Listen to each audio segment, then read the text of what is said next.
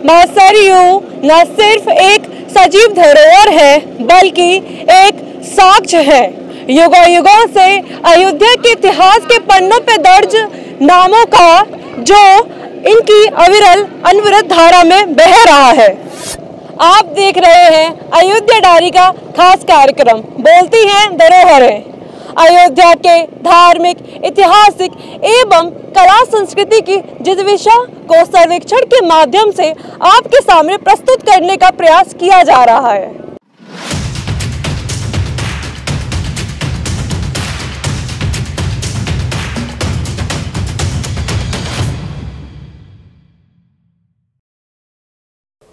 मां सरयू अविरल हैं, अविनाशी हैं, जिनके स्पर्श मात्र से ही मोक्ष प्राप्त होता है। स्वर्ग का द्वार भी मां सरयू की निर्मलता में समाहित है। नमस्कार, मैं आश्विनी दीक्षित और आप देख रहे हैं बोलती हैं धरोहरें। मां सरयू अयोध्या की सबसे प्राचीनतम धरोहर है। मां सरयू का अयोध्या में आना महज एक संयोग नहीं था, बल्कि श्री हरि विष्णु के राम अवतार की तरह ये भी एक लीला का अंश है। सृष्टि की उत्पत्ति के उपरांत ब्रह्मा जी ने श्री हरि विष्णु की कई हजार वर्षों तक तपस्या की, जिनकी तपस्या से प्रसन्न होकर श्री हरि विष्णु ब्रह्मा जी के समक्ष प्रकट हुए और उनकी आंखों से जो अश्रु निकला उसे ब्रह्मा जी ने अपने कमंडल में स्थान दिया और इसी प्रकार श्री हरि की लीला का अंश बनी मां सरयू। वाल्मीकि में पहला यही पूछा गया कि इक्ष्वाकु वंश प्रभो रामो नाम जनै श्रुता नियतात्मा महाबाहो विशुद्ध ज्ञान पराक्रम। पहले को अस्मिन् सांप्रतम लोके स्वयं पूछे हैं। वाल्मीकि जी ने कहा कौन ऐसा व्यक्ति है को अस्मिन् सांप्रतम लोके गुणवान कश्य बीर्यवान धर्मज्ञस्य कृतज्ञस्य दृढ़वाक्यो सुदृढ़व्रत चारित्रेण च को युक्ता श्रीमान शत्रुनिर्वण। तो वहां पर यह बताया गया कि इक्ष्वाकु वंश प्रभो, इक्ष्वाकु वंश में उत्पन्न होने वाले, और सरयू माँ जो है इक्ष्वाकु के समय में आई हैं, इसीलिए इनके समय में, राम के समय में राम गंगे च विख्याते, क्योंकि राम के नाम से इनको विख्यात किया गया था। राम गंगे च विख्याते कौशल उत्तरवाणी, राम गंगा के नाम से यह विख्यात थी। तो यह जो है पहले ही हरि अपने आने से पहले ही इक्ष्वाकु महाराज ने इनको ला करके अर्पण कर दिया था कि यह, क्योंकि इसके किनारे वही खेलते थे और ये ऐसा परम पद को उन्होंने प्राप्त किया। मां सरयू कई धाराओं, तलहटियों और पर्वतों से गुजरती हुई उत्तर प्रदेश के बलिया में स्थित गंगा में अपना स्थान ग्रहण करती है। तो मानसरोवर से निकलकर फिर ये तिब्बत के कुछ हिस्से को टच करती हुई फिर जाती हैं ये नेपाल से उतरती बहराइच जनपद में सरयू जी का अवतरण भारत की भूमि पे होता है। वहाँ से बहती हुई बहराइच गोंडा से होते हुए अयोध्या जी को स्पर्श करती हैं और अयोध्या जी को स्पर्श करते समय आप ये समझते हैं कि गुप्तार घाट के पहले गुप्तार घाट पे जो है इनका भगवान मर्यादा पुरुषोत्तम राम जहाँ से गुप्त हुए थे वहाँ ये स्पर्श करते हुए फिर सरयू नदी के मतलब अयोध्या के किनारे किनारे पश्चिम से पूरब बहती हुई प्रहलाद घाट, ब्रह्मकुंड, ऋणमोचन घाट, पापमोचन घाट होते हुए सरयू जी का आगमन सहस्त्रधारा तीर्थ पे होता है।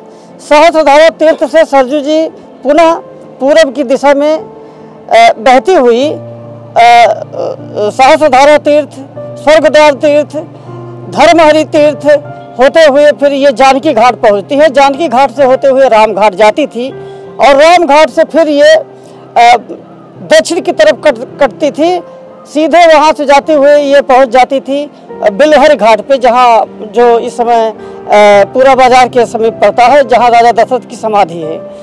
तो इस तरह से ये फिर आगे बढ़ते हुए श्रृंगी ऋषि के आश्रम होते हुए फिर ये पूर्व दिशा में अंबेडकर नगर होते हुए आगे बढ़ती हुई चली जाती हैं, जाके गाजीपुर के समीप जो है बलिया में गंगा नदी में जो है इनका विलय हो जाता है।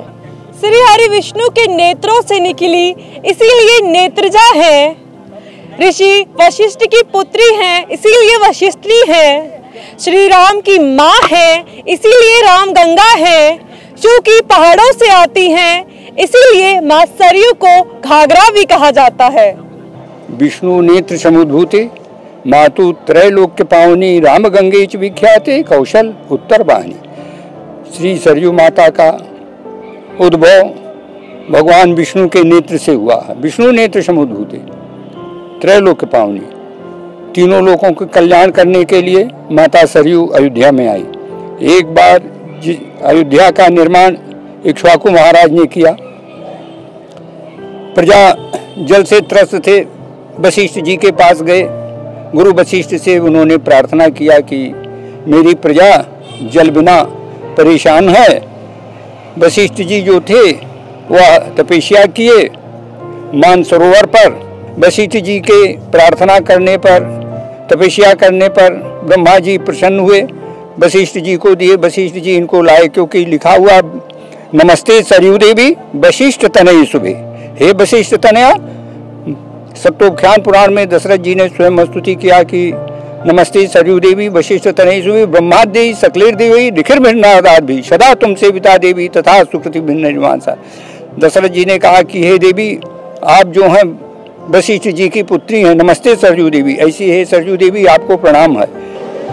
उज्जैन नरेश विक्रमादित्य ने जब श्री राम लला मंदिर और अन्य मंदिरों के निर्माण का बीड़ा उठाया, तब मां सरयू ही उनके साक्ष्य का प्रमाण बनी।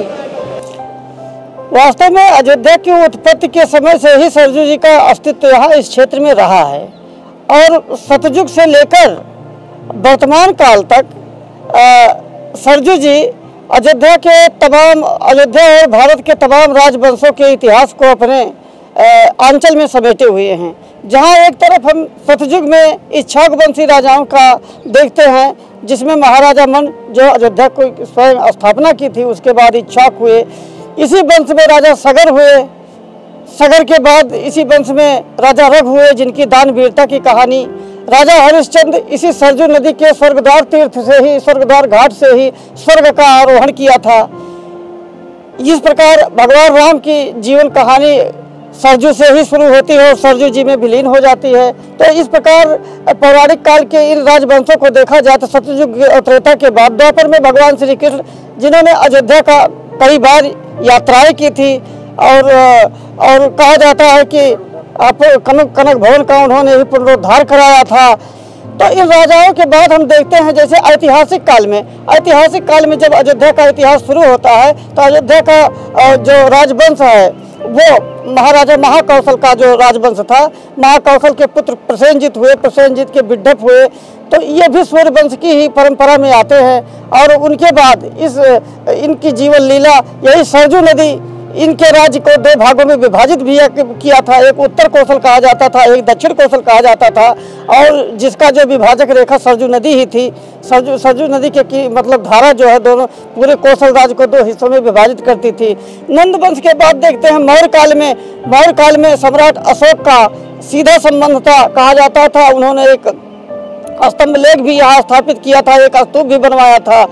अशोक के बाद पुष्पमित्र के समय में शुंग काल में अयोध्या का इतिहास बहुविध और भारत की सनातन संस्कृति का विकास हुआ, जैसे आज हो रहा है।